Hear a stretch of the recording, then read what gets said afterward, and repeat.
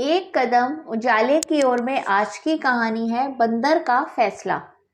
एक व्यक्ति एक जंगल से गुजर रहा था कि उसने झाड़ियों के बीच एक सांप फंसा हुआ देखा।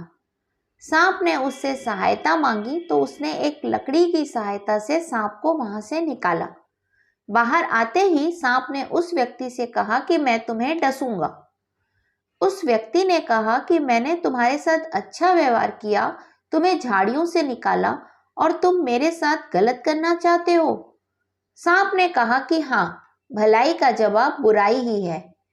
उस आदमी ने कहा कि चलो किसी से फैसला कराते हैं।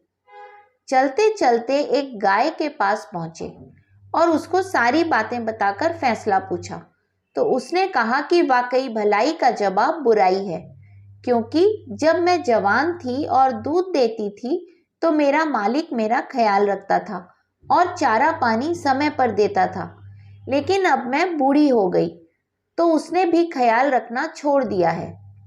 ये सुनकर सांप ने कहा कि अब तो मैं तुम्हें डसूंगा।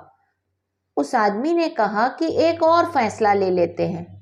सांप मान गया और उन्होंने एक गधे से फैसला करवाया। गधे ने भी यही कहा कि भलाई का जवाब बुराई है, क्योंकि जब तक मेरे अंदर दम था मैं अपने मालिक के काम आता रहा। जैसे ही मैं बूढ़ा हुआ उसने मुझे भगा दिया। सांप उसको डसने ही वाला था कि उसने मिन्नत करके कहा कि एक आखिरी अवसर और दो। सांप के हक में 2 फैसले हो चुके थे, इसलिए वह आखिरी फैसला लेने पर मान गया। अब की बार वह दोनों एक बंदर के पास गए और उसे भी सारी बातें बताईं और कहा कि फैसला करो। बंदर ने आदमी से कहा कि मुझे उन झाड़ियों के पास ले चलो, सांप को अंदर फेंको और फिर मेरे सामने बाहर निकालो, उसके बाद ही मैं फैसला करूंगा। वह तीनों वापस उसी जगह पर गए। उस आदमी ने सांप को झाड़ियों में फेंक दिया और फिर बाहर निकालने ही लगा था कि बंदर ने मना कर दिया और कहा कि उसके साथ भलाई मत करो, ये भलाई के काबिल नहीं है।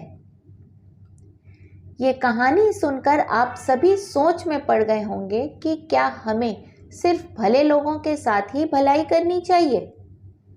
ये कहानी वास्तव में कई दृष्टिकोण दर्शाती है।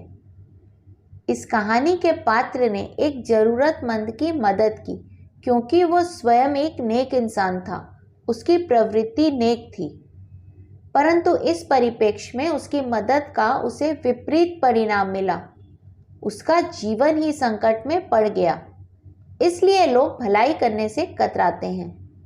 लेकिन अगर हम इसके दूसरे पहलू पर विचार करें तो पाएंगे कि उसको उसकी भलाई का बदला बंदर की सही सलाह के रूप में मिला, जिससे उसके प्राणों की रक्षा भी हुई और वो आत्मग्लानि से भी बच गया।